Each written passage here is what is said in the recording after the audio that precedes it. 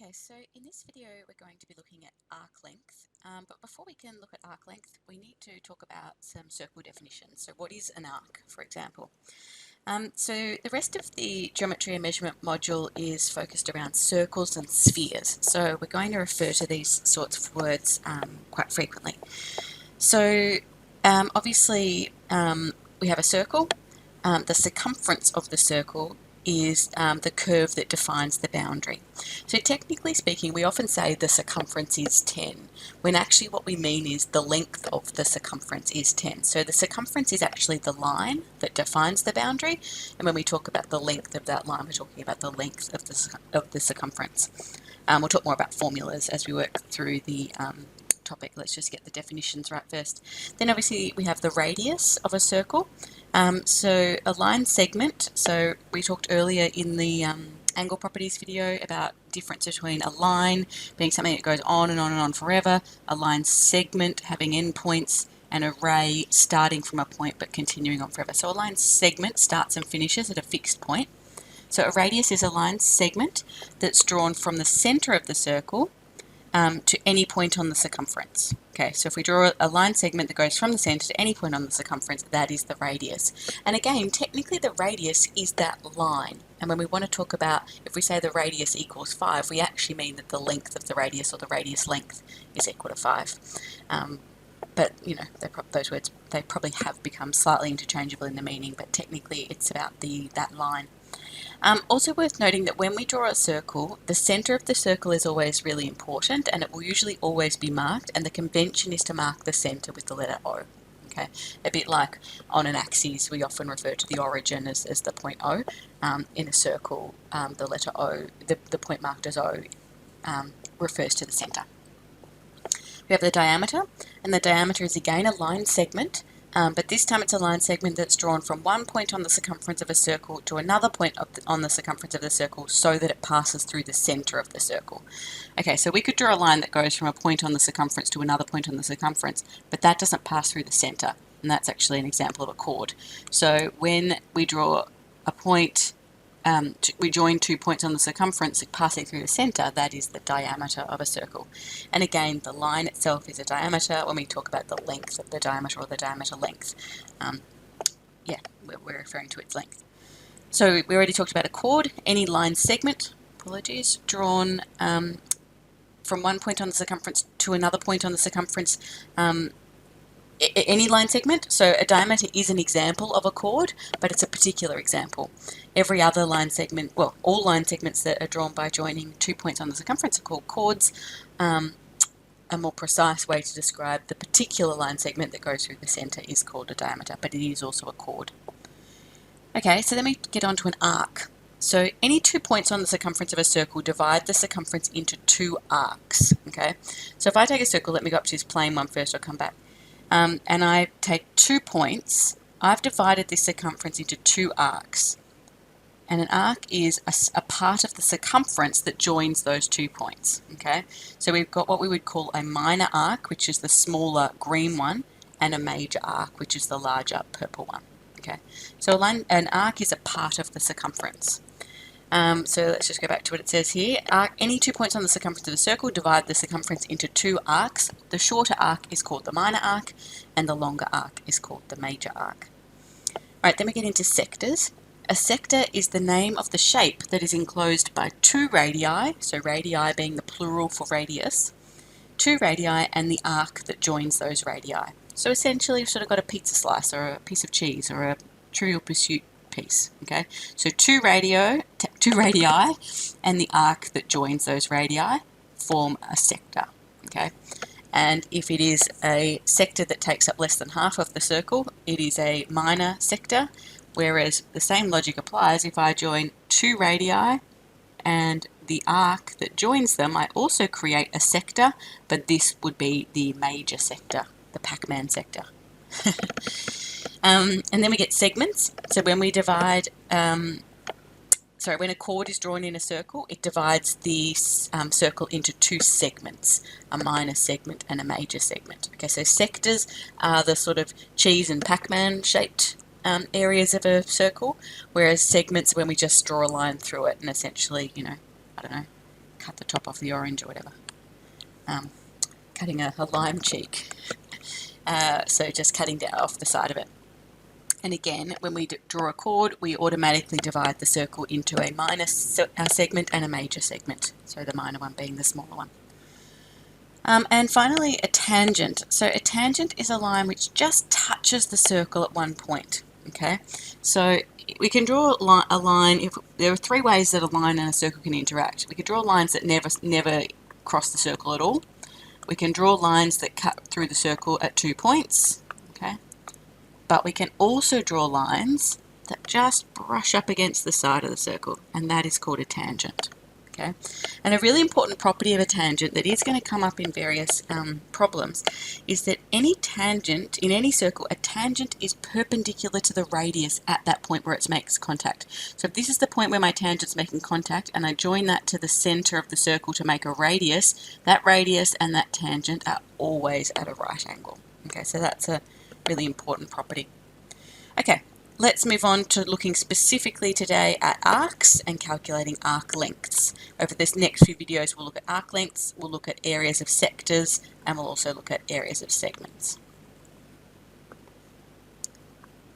Okay, so here we are focused on arc length. So before we can calculate an arc length, we need to recognize that an arc is a section of the circumference or a part of the circumference. And so we need to be able to calculate the circumference length first. So the circumference length of a circle is given by pi times the diameter, or more commonly we tend to see the formula written as 2 pi times the radius. And they're the same formula because the diameter is equal to 2 times the radius, and so therefore when we multiply the diameter by pi or 2 lots of the radius by pi, we get the circumference of a circle. Okay, so let's do some calculations and then let's formalize our idea about calculating arc length. Okay, so part A, in this example, we want to calculate, correct to 2 decimal places, the length of the circumference of the circle pictured opposite. So all we need for circumference is the radius length, and we have that, it's 5 centimeters. So the circumference for this circle we know is 2 pi times the radius, that's 2 pi times 5 in this case, which would be 10 pi. And we want our answer to 2 decimal places, so if we put that in our calculator, 10, and the pi button's down the bottom left here next to the letter H, 10 pi, and control enter to get that as a decimal, to 2 decimal places is 31.42, what units are we in? Centimeters. So circumference is a length, so it's not going to be centimeters squared, just going to be centimeters. Okay, so then having calculated the circumference of this whole circle, we now want to think about the following parts of the circle in B. So all of these also have a section of the circle that also have a radius of 5. Okay, so in part B, part 1, we have half of this circle. Okay, and so therefore the arc length from A to B, which is what we want to calculate in each of these, this arc length here, we want to think about this as being a fraction of this circle up here. Okay, so we can see that it is half of the circle. Okay, so the arc length here, AB, is going to be half of the circumference of the circle. Okay, so in this case that's going to be half times 10 pi, which is 5 pi, and we can take our decimal answer up here and divide it by 2 to work out what that is as a decimal. It is 15 point, and again we want 2 decimal places, 15.71 centimeters. Okay, that's half of that. Be careful about, remember, we've talked about this repeatedly, but don't just divide your rounded answer by 2 and then round it again. In this case we do get the same level of rounding, but there's no reason not to use that nice exact value you've got up there in your CAS to make sure that you're not compounding that rounding error. Okay, so in part 2 we want to calculate this arc length here, and we want to be able to think about what fraction of the total circumference do we have. Okay, and this here is what's key. The fact that there's a right angle, well, that's actually defining for me precisely how much of the circle I have, because I know that in the total there's 360 degrees in total, so if I have 90 degrees, 90 is a quarter of 360. I can work that out if I need to. 90 divided by 360, it's a quarter. So we have a quarter of the circle here. Alright, so in this one, AB is going to be equal to a quarter times the total circumference. So that's a quarter of 10 pi, which is 2.5 pi, or we can take our circumference and divide it by 4. And so that is, to 2 decimal places, 7.85 centimetres. Okay, so in part B, we now have an arc from A to B where we have a 45-degree angle in the middle. So again, we want to think about our full circle up here and imagine, well, if we had just a 45-degree angle in here, what fraction of the total circumference is this bit of arc length? So again, we want to think about what fraction of 360 is 45. So 45 out of 360 is 1/8. And in fact, that might make sense to you if you think about it's half of what we had here. So half of a quarter is an eighth. Okay, so we've got, oh sorry, I just lost that 4. Okay, so we actually have AB is an eighth of the circle. Okay, and that, let's just be clear about the fact that that 1/4 comes from the fact that we have 90 degrees out of 360 degrees, which is a quarter. Okay, this 1/8 comes from the fact that here we have 45 degrees out of 360 degrees, which is an eighth. So we have an eighth of the total circumference, which means we've got 1/8 times 10 pi, which we could work out is 1.25 pi because it's half of what we had up there. Or we can just take our answer in our CAS, which is up the top here now, there, and divide it by 8. And to 2 decimal places, 3.93 centimetres. Okay. And again, finally here, we want to think about, right, we've got a section of the circle here, a section of the circumference, an arc length AB, that is 120 degrees. So what we want to be able to think about is, in my total circle, what fraction is 120 degrees? And again, it's all about 120 degrees out of 360 degrees is 1/3 of the circle, and so therefore our arc length AB is 1/3 of the circumference. Okay, so that is 1/3 times 10 pi. So let's take our 10 pi answer up here and divide it by 3. And to 2 decimal places, 10.47 centimetres. So the whole idea about arc length is about calculating what fraction of the circle do I have, and that's going to be defined by the angle at the centre of the circle here. Here we had 180 degrees.